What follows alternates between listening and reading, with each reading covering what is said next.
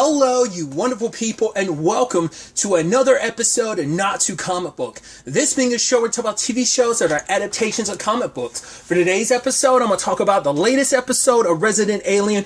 Great episode. A lot of really interesting things went down in this episode, so let's break it down. Well, first and foremost, Liv brought the alien tracker to town, and now he is here to help her. And obviously, Harry is trying to avoid him, and I love, he's like, that bastard's ordering the dessert menu off the dessert menu, because it's like, even later on, Dan, do not give that terrible person any pie, because there's only one slice left or something like that. So, and I love the alien tracker tracking him, and he's just like, Harry's running and just flipping him off. So, I also love that when he tracks down Harry's like, oh, I should have killed you. And he's like, well, I'm going to take you down. And then Judy kind of interrupts, and she's like, oh, I have a witness. He was texting while walking. What was it she was saying? And she was just saying all the court words she could say. Not objection, exhibit A, bailiff, or something, and I love it. And he's like, and she pulls her panties out from her jeans, because I guess she didn't put them on properly. She's like, oh, there you are. He's like, oh, these are making me sexually attracted to you right now. And she's like, oh, when you were giving me that pap smear, you were down there for a long time. Must have saw something you like. And he's like, oh, you've changed. I guess the only thing we could do is drift apart. I think we best leave things as they are. It's not me, it's you, me, and moves on. And she's like, oh man, that sucks. And it's just like, oh, Judy, because she was like, yeah, I guess it's about time, something happened. I was like, oh, Judy, but she just moves on really quick. I'm like, okay, at least Judy's not walking away heartbroken. She's like, oh man, she so goes with the flow of things, because she's a little ditzy, but I'm like, I love it so much. But that situation does create a very interesting circumstance, because it wasn't until the alien tracker being here, I was like, that could benefit Harry, because he has no idea how to track down the Greys. I also love we got that little extra scene where the Grey was he's like, oh, you're a this and that, and then he's doing all these movements, and Harry's like, that sounds really nice in your dialect or whatever, with your accent or something is what he said. But I figured the alien tracker probably, and as Asta says, he knows about government and alien conspiracies and stuff, so he might know more about the situation, which Harry's he could be useful for tracking down the Greys, because the Greys are who he really has beef with. It's not Harry's speed. He allocates it as just all aliens, but it's definitely, considering what happened to him, specifically his wife, them just taking the baby out of his wife, it seems like that was most likely the Greys. The Greys have the way they're the ones who do all the probing and stuff. So, and I even love Harry being like, oh, we're going to find some people that were probed by it, and then we'll put it basically inside of a dog, and then they'll be confused of, why is this human running around and jumping all over the place? And it will confuse them and keep them preoccupied for 2 to 3 minutes or something like that. But it's I figured this guy would be useful to Harry, and I love that Max is kind of caught in the middle, because it wouldn't make sense why Max would connect with the alien tracker, because it's he's the only other person Max has met.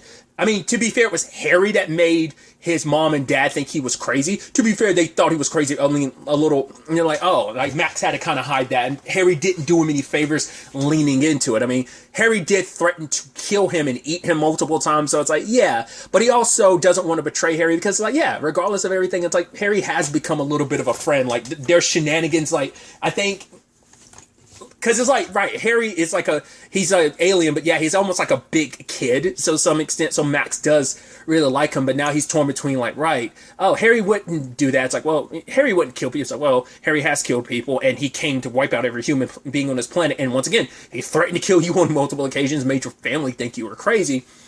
But it's almost it's all water under the bridge. But, Peter, the alien tracker, being look what he did to me. He given the opportunity, he would kill me and anyone else. So you need to help me find him. But and that feeling of, because even Sahar, it's she knows, but she doesn't see the aliens like he does. He's still the only one to be able to see them for what they are. Sahar believes him, knows about the aliens and stuff, but it still is a different thing when it's this guy can see them too. It makes you not feel nearly as alone, but the problem is it means betraying my friend. So after the awkward dinner between Ben, Kate, and Mike, which we'll get to later. I love that he walks up and finds, because Harry's like, oh, like that traitor Max, and is like eating his candy. I love that so much. It's like, oh, you need to go go Halloween trick or treating like again, because like your candy is stale, and get some fresh ones. And it's like, right. He's like, we're friends. He's like, what? Max is like, no, you literally just told me the other episode that we're not friends. And it's like, oh, you need to help me. It's like, right. I'll guess, you pick a number in your head and I will guess. And if I guess right, you have to help me capture him. And it's like, okay. So what number were you thinking of? He's like, 6. And here's like, oh, I was thinking 6.5. He's like, so close. We really need to work on a friendship. How about we do that by killing this guy together? And it's like, no. And I love that he's like, I love that whole sequence of them together. It is the weirdest friendship. And I love, he's like, fine, I'll talk to my other friend. He's like, hey, what was it, Todd or something he was saying? It's like, yeah, it's Harry. Come on. He's like, homie? Come over to the cabin. Don't worry about snacks. I brought him. Take some of Max's candy with him. And he's like, ha ha ha ha. I was like, that's the thing. He's such a bumbling idiot. Yes, he's a danger to the human race, but not anymore, because he's starting to care more and more and more about the general human race. So he wants to save them from the Greys. So, but Max does feel conflicted in this whole situation. I even thought it was interesting that Peter not telling Liv what's what, because he doesn't want to get her involved. It's like, despite everything, there is an honorable person there. He's what they did to his family, which I also love when Liv was talking to Asta. She's like, yeah, he's like, oh, was that your friend? She's like, I don't know if I want to throw around the F word yet. It might be too soon to do that. But I mean, he did tell me about some of his traumas. Like, and I do know his birthday and his favorite color, like his astrological stuff. She's like, wait. Actually, I think I'm friends with the alien tracker. I'm like, I love you so much, Liv. Liv is like a friendly person. Like, Liv is friends with everyone because she's just got that like personality. Like, she's so easy to talk to. She's such an understanding person. So it's like, it makes sense that she would click so and it's like, and I think that's so beautiful too, because it isn't just applicable to Max, it's applicable to Liv. Like, she felt like there's this thing where she kind of felt alone for so long, because it's like, right, she knew no one else was going to believe her, and now to have someone else tell her that she's not alone, that she's not crazy, like, it feels like, right, like she made a connection with someone else, and it makes her feel not as alone. And I think it helped her. Like, I think that aspect of her, it's like, I think it's a childhood thing, because she's like, right, the only person that believed her was her aunt, but she's like, to be fair, my aunt's favorite outfit was a straitjacket, so it's like, can't really, she wasn't like the sanest person, is kind of what she was getting at. But I thought that was kind of nice, because I think that was probably like a childhood thing that's been ingrained in Liv, and I think it kind of plays into Liv's personality, where she kind of is very like, oh, okay, and like she's so submissive to other people. But I think this gave her the confidence, especially when she's talking to Mike later on, being like, yeah, I did that on my own. Like, you can laugh or whatever and scoff a little bit about the alien tracker, feel how you want to feel about that, but she's like, I made that decision on my own. I'm the one that got him to come to town. And it's like, it made her kind of like proud of herself. And because I think a lot of times Liv doesn't really she doesn't have a lot of self-confidence, but it's helped boost her. And I think this kind of helped her move past what I think is such an ingrained childhood trauma, feeling like, oh, no one's going to believe me, I'm feeling so alone, kind of having a little more confidence in herself. I think that was kind of a really nice element to that. So like, it's a beautiful thing that it did benefit Liv in the long run. But we do have Max betraying the alien hunter, and it's like, oh yeah, like Max made the right decision, as Harry says. Caught a glimpse of the next preview. Once again, I try to avoid watching them, but it's like, right, of course Harry didn't kill him, because obviously like we hear him like Peter screaming, and we see that, so it's like, right, probably just zapped him and knocked him out. But it's like, right, you need his help tracking down the Greys, and I think you have extra motivation to be like, right, what happened to you? It wasn't my species. You might hate all aliens for it, but it was the Greys, and we're all trying to do the same thing. We're all on the same boat of trying to stop these guys from destroying the Earth. He probably won't believe Harry, and I think that's where Austin could come into play of like, right, she can convince him, it's like, but he'll probably be like, right, you're just being swept away by this guy. It's like, because Austin knows he is a murderer. I mean, once again, Harry has killed people. He killed the real Harry Vanderspiegel with as well. It's like, well, the real Harry was a murderer too, so it's like two wrongs don't make a right, but still, it's like, plus he's killed some assassins and stuff. So it's like, yeah, he's killed people, but it hasn't always been bad people. It hasn't, Harry, I mean, so far it's like, well, the people he's killed have been bad people to some extent. It's like, once again, the real Harry Vanderspiegel, that's a whole thing, but still, it's like, So, we'll see where kind of things end up going in the future. I'm curious how Max is going to feel about it. He's probably also going to ask Avery, like, please don't kill, you're not going to kill the alien tracker, right? Hopefully, kind of get Max maybe involved in all of this too. And Sahar too, because this is also going to relate to the baby, which I didn't talk about it, but that opening sequence, because at first, like, the general, she didn't think much of it. It's like, right, this kid isn't an alien, but she was thinking like, right, you and your friends probably set this all up. So she was frustrated because it was almost like another mockery of she's like a very like the extreme version of Liv, because Liv has other elements of her life that balance her out, considering like not trivializing anyone's trauma, because everyone's trauma, and once again, it kind of created a complex in Liv, and it did the same thing with the general, where she like was laughed at, like her dad was laughed at, because it was probably like some government people, maybe even the Greys, even back then, covering stuff up. So it made her dad seem crazy. She saw him kill himself. It's like, yeah, that of course that caused a whole bunch of trauma in her. Like I said, she's just on the more extreme, like, on the spectrum of like this whole thing. Like, Liv is in one spot, but like the general's in that same lane, but she's on the far end of that, to the point she's kind of, because it's become her life's obsession. And it's just like I said, I think Liv has other things, and her trauma wasn't the same as the general, so it didn't push her to this very extremist route. And she was just so worn down because of that. That's why she's so frustrated, because it's alien stuff. If she can prove this right, it means like she can prove her and her dad aren't crazy, And then the alien, alien baby feeling bad for her touches her mind. And I thought he was going to take on the form of her dad to make her feel better, but he hears it, like, it understands like the trauma that she's going through, how sad she feels, so he wants to help her. So the alien reveals itself in its baby form to her. So now it's like, oh my god, I'm not crazy, and now I know the truth. Now the thing is, I think a lot of these storylines can converge of like, right, we need to actually work together. Like, we need because like the general needs to work with Harry and the alien tracker, because it's like, right, there's people amongst your group who are aliens, like the Greys are there, you're just not aware of it. So I think a lot of that's going to converge with them all working together to some extent. So I think that's going to be like maybe the ultimate end goal, but we'll have to wait and see. Other angles to this episode. Obviously, there's the whole Asta situation. Obviously, she opened up to Dan about meeting her mom last episode, and he kind of wanted to protect her from all of that. And for her, it's just like, and she ends up talking to Kayla about it later, where she met her mom, and she thought like, right, I hope I meet my mom, and it'd be a similar thing like with me and Jay. Like, I gave her away because I wanted her to have a better life, but I never stopped thinking about her loving her. I thought the same thing would be applicable, but her mom didn't give her a second thought. And her dad's like, right, when it was all said and done, he's like, I should have called Child Protective Services back then, but he's like, I didn't. He's like, I might have lost a drummer, but I gained a daughter that day, and he's like, it was all worth it. He's like, the fact is, like, your mom might not be able to see. He's like, I can't make other people see how special you are, but you are. And I was like, that was such a beautiful moment between them. I really love the Dan and Asta relationship. It also seems like she doesn't know who her dad is either, because apparently her mom kept that like hush hush. So because he's like, yeah, Dan's like, the moment I met her, she was already pregnant. So who knows what that'll kind of turn into. If it, will she try and like talk to her mom again just to find out who her dad is? Because maybe her dad doesn't even know that she existed, and maybe she kept that whole thing from Asta. Maybe I don't know. I mean, maybe she kept that from her dad, or I'm curious. Is that it's like, right?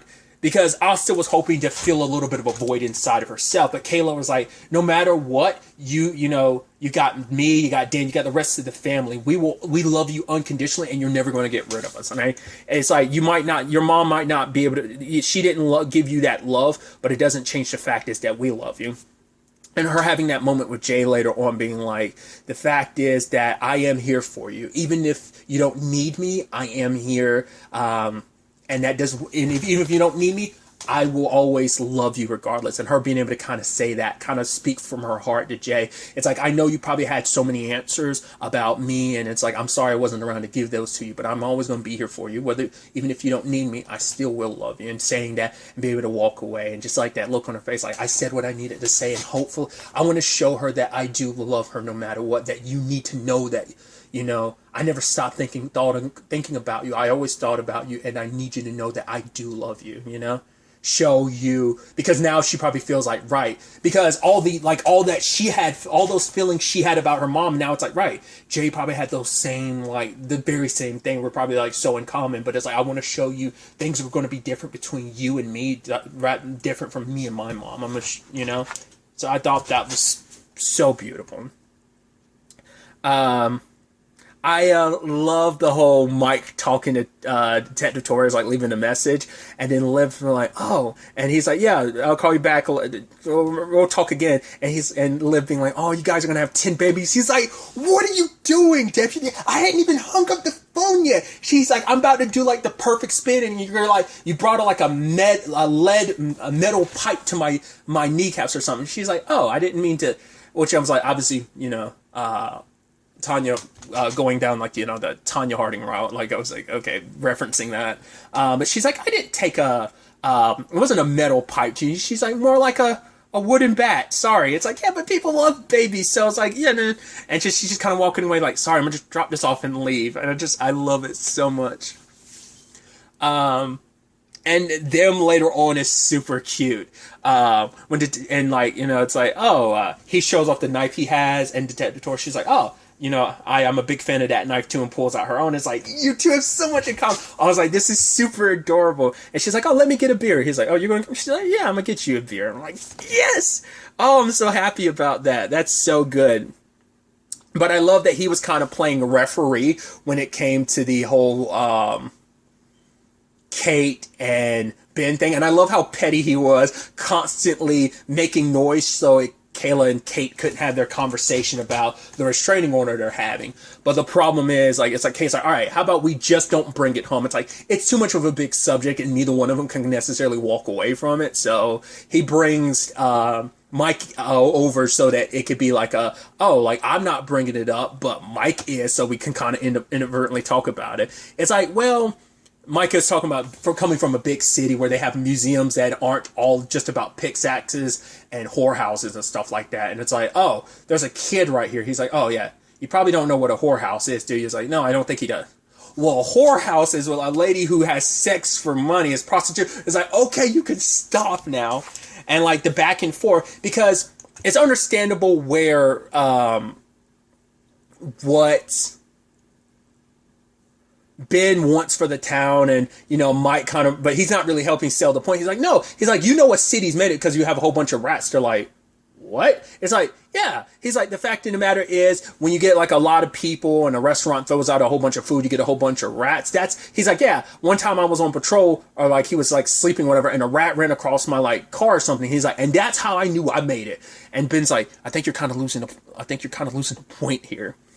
And Kate kind of went off on her example of like, okay, say a guy like, you know, buys into it, and then he decides to run for mayor and people like him a lot more. So he ends up, you know, winning the election, and, you know, a whole bunch of buildings have his name on it. And then he comes offering me $1 million to have sex with him. Ben's like, wait, what? And it's like, yeah, but I turn him down because I'm not like some cheap whore or something. But it's like, oh, but then he asked me $5 million, and then I say yes and let him do, because he's also handsome and stuff like that. I'm like, Jesus, Kate, I get the point you're trying to make. And then I love that, Mike's like, you guys shift the subject so quickly. He's like, are you out of your mind? And like, your son was just here like 2 minutes ago when you're having this conversation. I love it.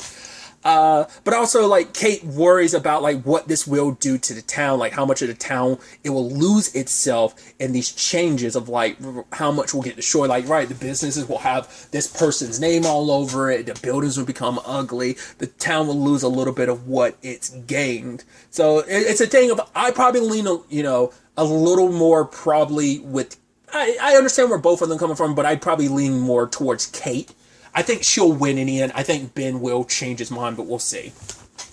I think in the long run, he'll change his mind. But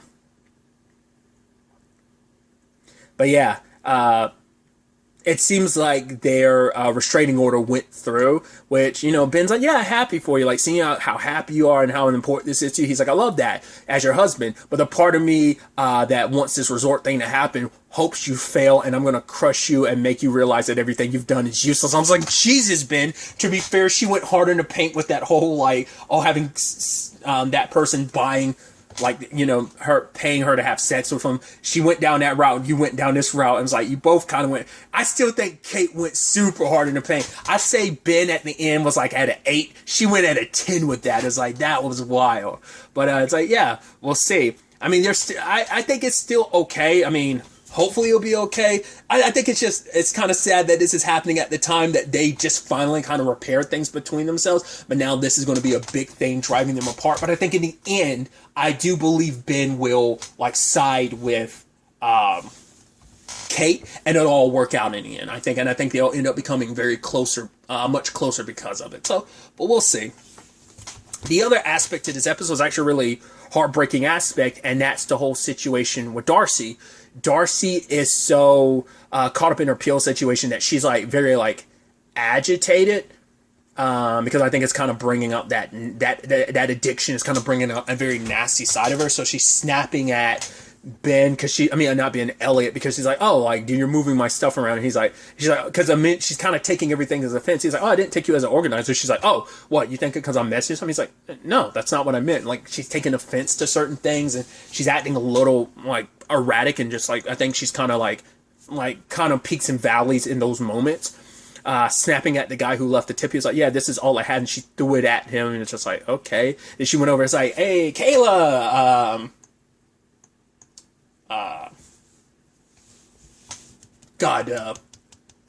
Asta. God, I hate when I blank on characters' names like that. He's like, hey, you guys want to drink? They're like, no, we're good. She's like, okay, yeah. And it's like, what the hell is up with her? And it's kind of sad. Well, she also got pills from Judy, from like when she fell off the, and she was like, yeah, roofing is not easy. And it's like, oh, can you at least leave me one, just in case like I swallow another bead? And then she's like, well, just stop swallowing beads. And Judy's like, oh my God, what are you, like a doctor? So I'm like, oh my God, like that's so smart of you. It's like, oh, Judy, I love you so much. But sadly, Elliot like broke up with her because she's not confiding in him, and he's just kind of like, right, you're acting erratic, you're kind of like snapping on me. It's like she kind of kept him waiting when it came to the dinner. At least the situation is, after already kind of having like waiting for her for dinner before, and now it's kind of happening again. It's a different situation. Well, it's still kind of like there's.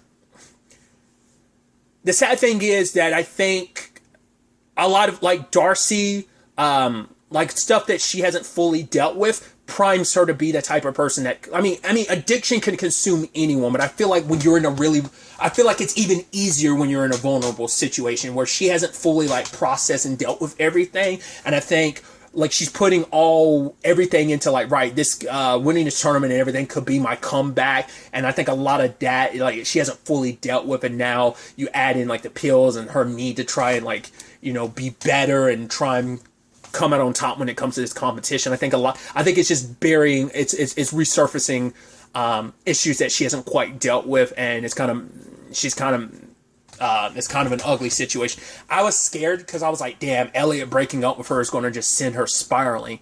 But luckily she had Asta to turn to, so she gave Asta the pills, and it's kind of breaking down in front of her. So I think at least having Asta by her side is a good thing. Like, it's like, right, she's at least seeking help, realizing like, yeah, I kind of messed up. I'm kind of spiraling. I need help right now. So hopefully things between her and Elliot can work out again. I think legitimately, like, she probably should even if she wins this tournament, like, say she does it, I hope at the end she'll come out on top, but then walk away from it all. Maybe at the very least she can't do it herself, but maybe she can be a teacher and help be there for other people. Maybe that could be her way to kind of stay in this world without pushing herself to such a limit, because she feels like because she has so much to prove, not only to like her parents and other people, but so much to herself is what that comes down to. But I think it's really like a combination of herself and mainly her parents. She has so much to prove because they're the ones that kind of make her feel like she isn't good enough because they're the ones that kind of pick and prod and make her feel small.